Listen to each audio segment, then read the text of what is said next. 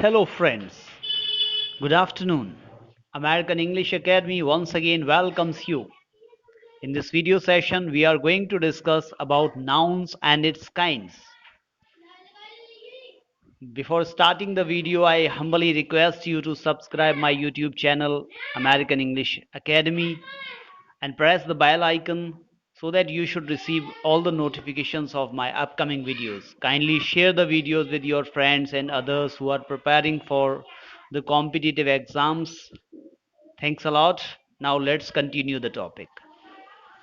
So, friends, you have seen numerous things around you in the form of human beings and others.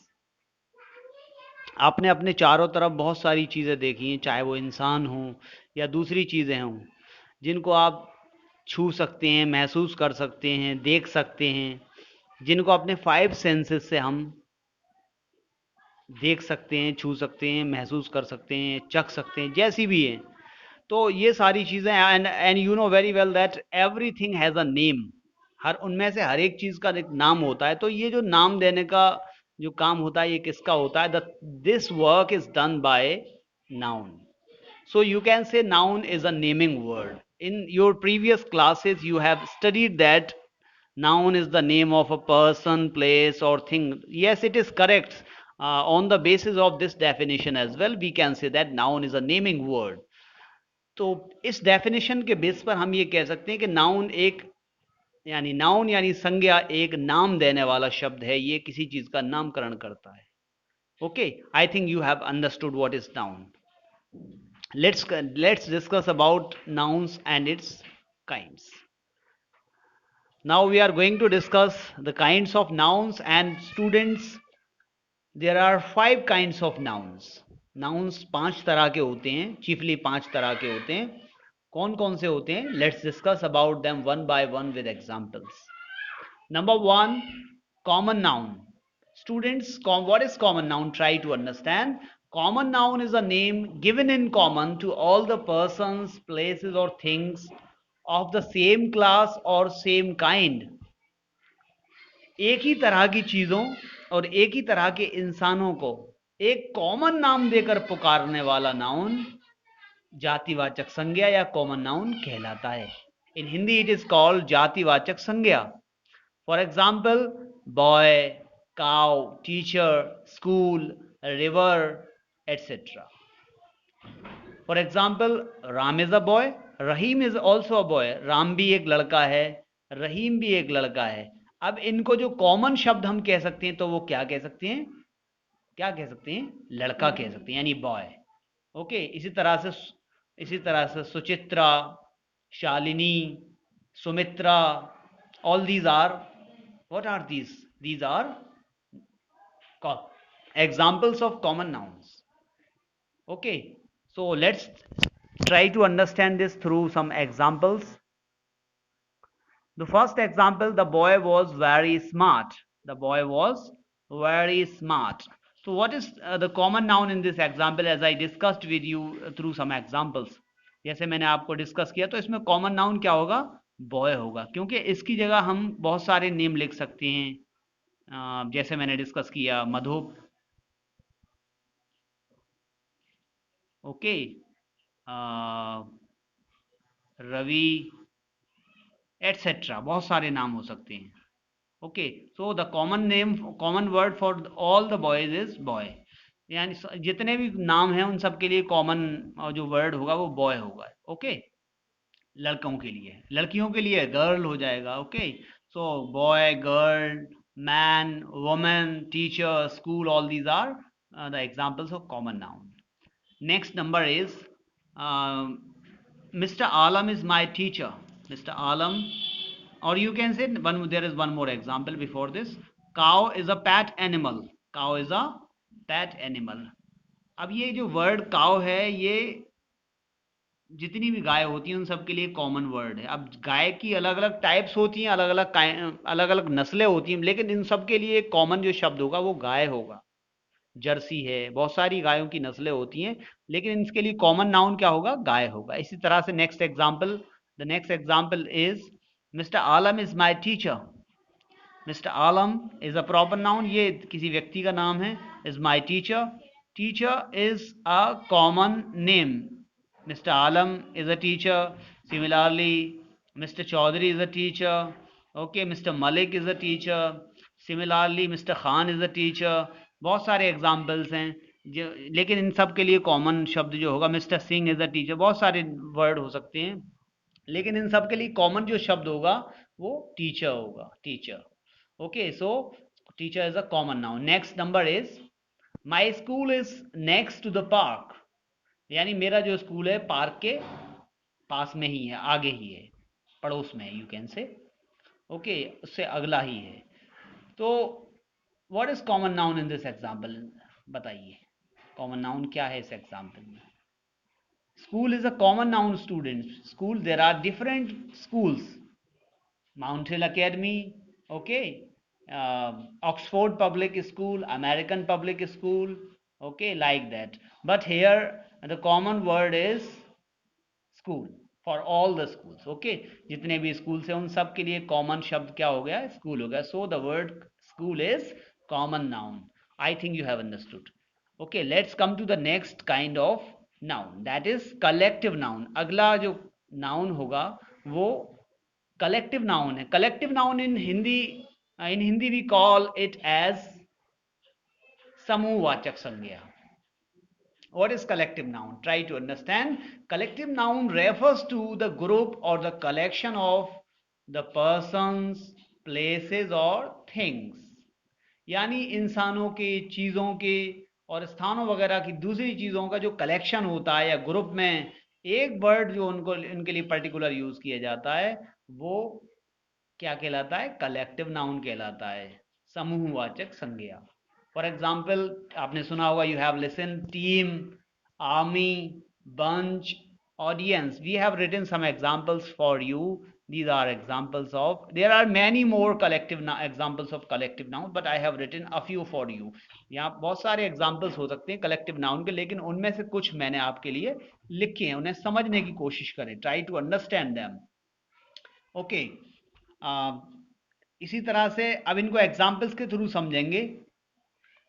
अमन्स team played well. Aman की team अच्छा खेली. अब ये जो word team है, team, what is team? Try to understand. Team is a group of players. Team क्या होती है? प्लेयर्स का एक ग्रुप होती है. प्लेयर्स का हो सकती है, बहुत सारी चीज़ों की टीम होती है. ओके, वर्कर्स की टीम हो सकती है. But team, what is team? Team is a group of members. It they may be players etcetera. वो प्लेयर हो सकते हैं, कुछ और भी हो सकते हैं. तो the word team is collective noun, समूहवाचक, क्योंकि ये एक समूह को बताता है. Okay.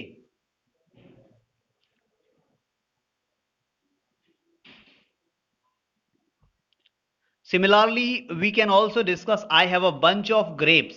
I have a bunch of grapes. Try to understand what is bunch. मेरे पास अंगूरों का एक गुच्छा है. What is bunch?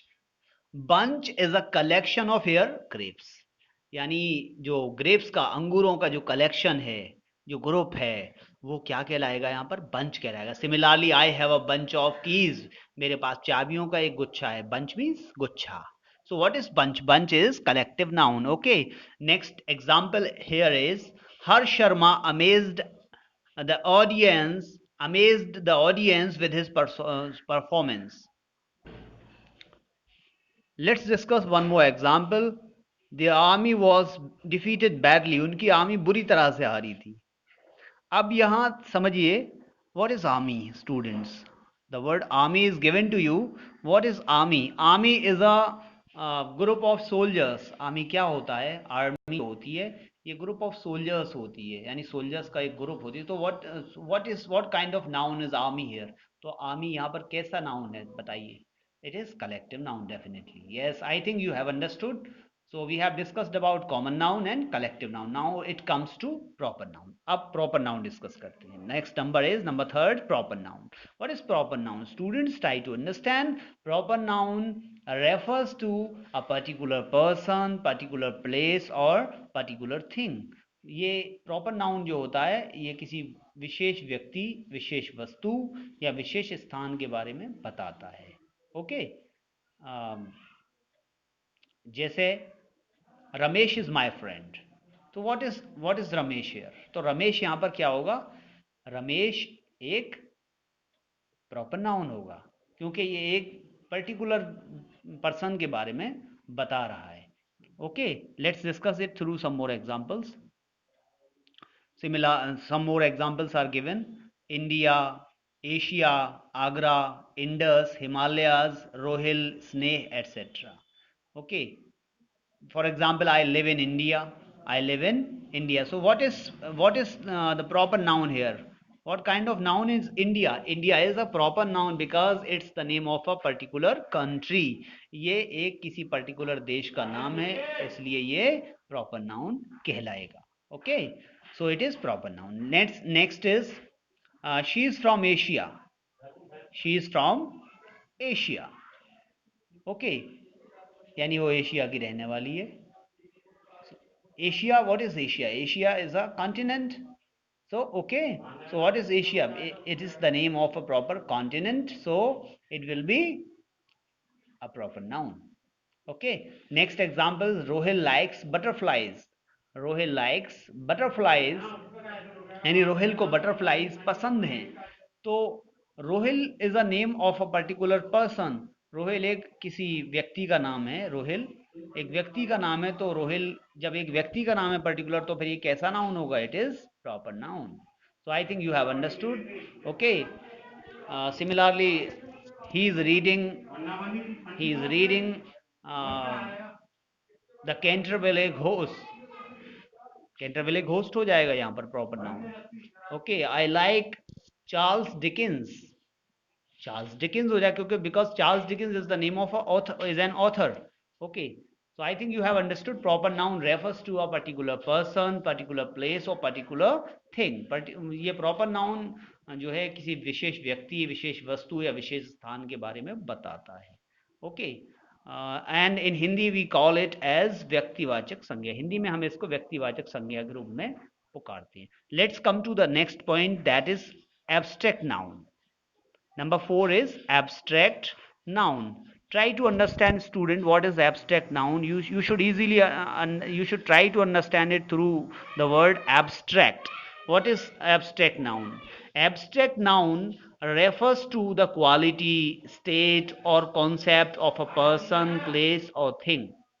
Okay, we can or you can easily understand it with these words. The noun which we can feel but not touch or सी. ऐसा noun जिसको कि हम महसूस कर सकते हैं, छू या आई शुड से देख नहीं सकते.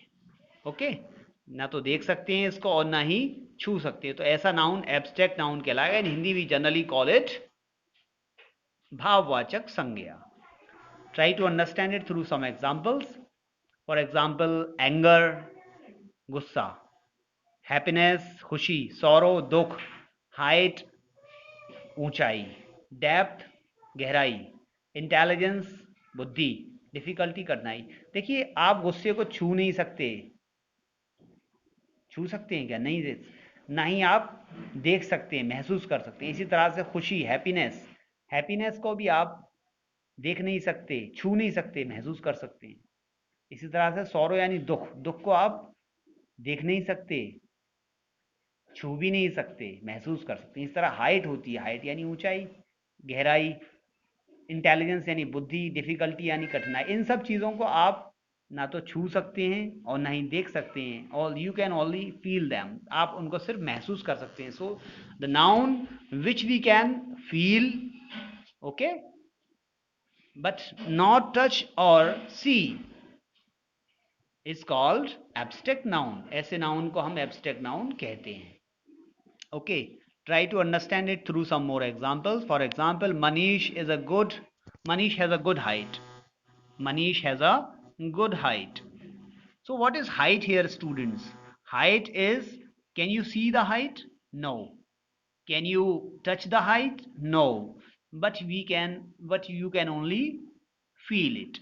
So it is what kind of noun? Abstract noun. Height is abstract noun. Next number is she likes your intelligence. अब यहाँ what is the noun here in this example, यहाँ पर noun क्या होगा, intelligence, क्योंकि ये किसी चीज का नाम है. अब ये किस तरह का नाउन है, देखिए प्रॉपर नाउन ये है नहीं, क्योंकि किसी व्यक्ति का, वस्तु का, स्थान का प्रॉपर नाउन नहीं है. ये कॉमन नाउन भी नहीं, क्योंकि किसी सेम क्लास या काइंड की चीज के बारे में नहीं बता रहा है. ओके, तो फिर ये कैसा नाउन है, ये ऑब्वियसली ये एब्स्ट्रैक्ट नाउन है, क्योंकि हम इसको महसूस कर सकते हैं, इंटेलिजेंस यानी किसी की बुद्धि को. Next number is I found them in difficulty. I found them in difficulty, मैंने उन्हें कठिनाई में पाया.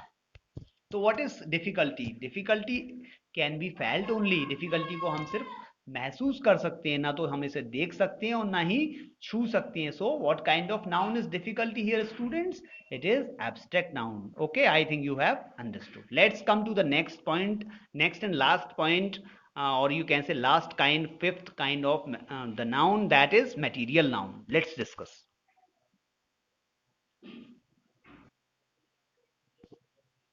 Try to understand it easily that material noun refers to the metals or the ingredients from which the other things are produced.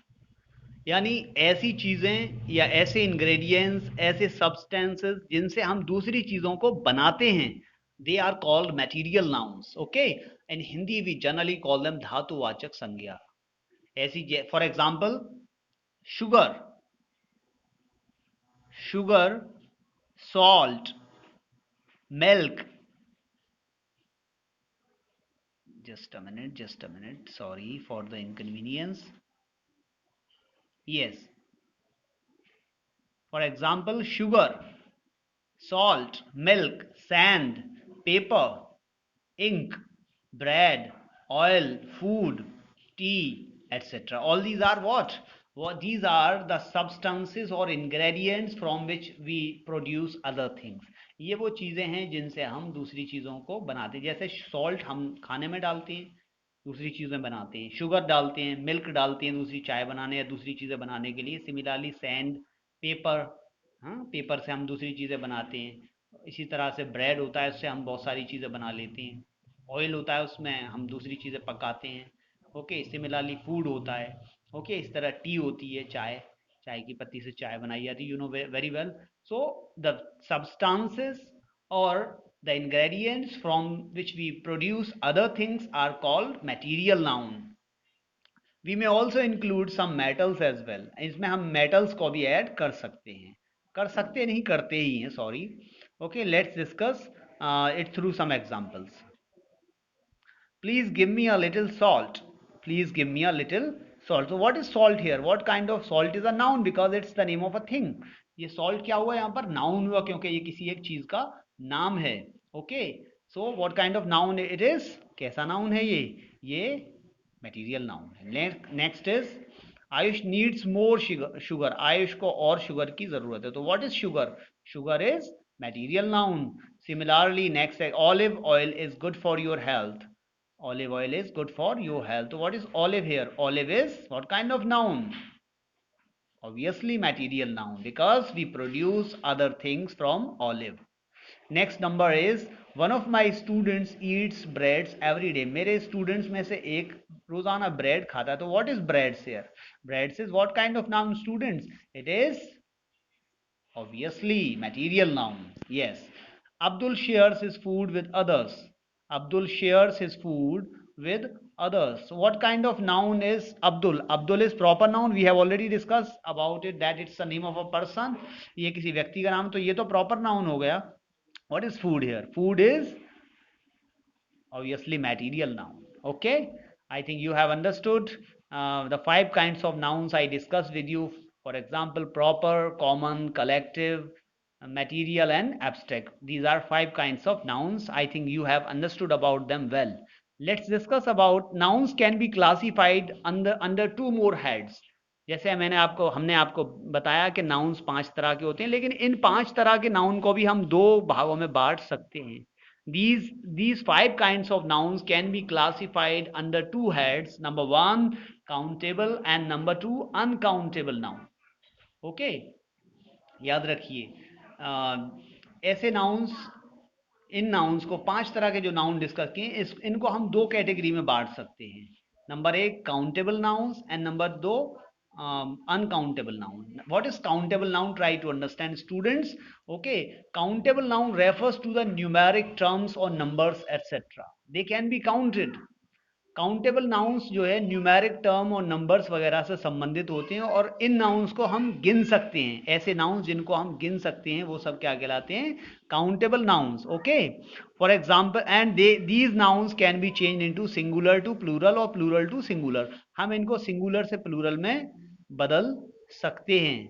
Okay, for example students, students को गिना जा सकता है. इस तरह से मैन गिने जा सकते हैं, स्कूल गिन सकते हैं, ट्री गिन सकते हैं. तो the nouns which we can count are called countable noun. ऐसे नाउन जिनको हम गिन सकते हैं वो सब काउंटेबल नाउन कहलाते हैं. अब काउंटेबल्स में जो 5 ऊपर डिस्कस किए थे उसमें से कौन से आएंगे? Proper, common, collective. पहले जो 3 होंगे proper, common, collective, PCC, you can easily learn them through this point और clue. PCC, proper, common, collective, ये तीनों जो नाउन होते हैं ये काउंटेबल नाउन्स कहलाते हैं. इनको हम गिन सकते हैं. Okay, let's discuss the next type of the noun, that is uncountable noun. Uncountable nouns कौन से होते हैं? Uncountable nouns are not related to numbers or numeric terms. They cannot be counted. Okay, moreover we cannot change them from singular to plural number. Okay, ये जो uncountable noun होते हैं ये number से रिलेटेड नहीं होते हैं, संख्याओं से संबंध इनका कुछ नहीं होता है. और दूसरी बात, सबसे बड़ी बात, इनको हम गिन नहीं सकते, गिने नहीं जा सकते. और तीसरी सबसे बड़ी बात, इनको हम सिंगुलर से प्लूरल में चेंज नहीं कर सकते. तो अब ये कौन से वाले जो 5 ऊपर डिस्कस किए नाउन, तो ये कौन से वाले हो गए? PCC तो भाई प्रॉपर, कॉमन, कलेक्टिव तो काउंटेबल में आ जाते हैं. तो अब कौन से बचे? Material and abstract. Material and abstract, material and abstract. Material noun and abstract noun, both the nouns are in the category of uncountable nouns. Okay, ये दोनों ही uncountable nouns की कैटेगरी में रखे जाते हैं क्योंकि हम इनको ना तो गिन सकते हैं और ना ही इनको सिंगुलर से प्लूरल में चेंज कर सकते हैं. Let's try to understand them through some examples. For example happiness. भाई हैप्पीनेस को ना तो गिन सकते हैं और ना ही इसको प्लूरल में बदल सकते हैं. सौरो, दुख, इसको ना तो गिन सकते हैं और ना ही प्लूरल में बदल सकते हैं. गुस्सा, sugar, salt, milk, oil, all these are the nouns which we neither can count nor change into plural. ये जो nouns हैं इनको ना तो हम गिन सकते हैं और ना ही इनको हम सिंगुलर से प्लूरल नंबर की फॉर्म में चेंज कर सकते हैं. तो I think you have understood there are 2 kinds of nouns. Number 1 countable noun and number 2 uncountable noun. Countable nouns are those which can be counted. इसके अंदर अंडर कौन से आएंगे? Proper, common, collective, PCC. And number 2 is uncountable nouns, the noun which we can not count or we can not change them into plural. These nouns are called uncountable nouns. Okay, इसमें कौन से आएंगे? इसमें सिर्फ 2 ही आएंगे. कौन कौन से? मैंने आपको बताया था, मटेरियल नाउन और abstract noun. Okay, I hope you have understood all the things very well. I have started this from the basics. In the next video I will discuss about its advanced form, okay, or you can say standard form. I hope you like the video. Kindly express your opinion through the comments, like the video, subscribe my YouTube channel American English Academy and press the bell icon so that you should receive all the notifications of my upcoming videos. Thanks for watching this video. Kindly share the video with others and motivate others to subscribe my channel American English Academy. Thanks for your support. Thanks a lot. Bye bye. Take care. We shall meet in next video.